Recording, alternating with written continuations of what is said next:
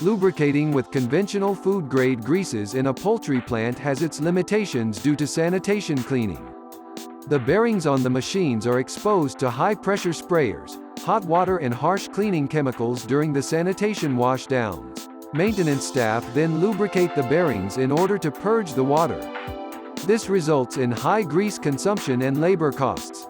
For example, a Marel Sorter would have to be greased every week on Saturday or Sunday with 5 to 7 pumps per bearing to extract the water. Thanks to our MicPol technology, Interflon Food Grease HD2, NSFH1, repels water, allowing you to lubricate your bearings once every 2 weeks with just 1 or 2 pumps.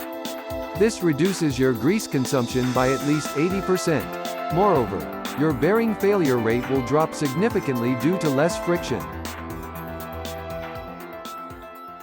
Interflon. Think forward.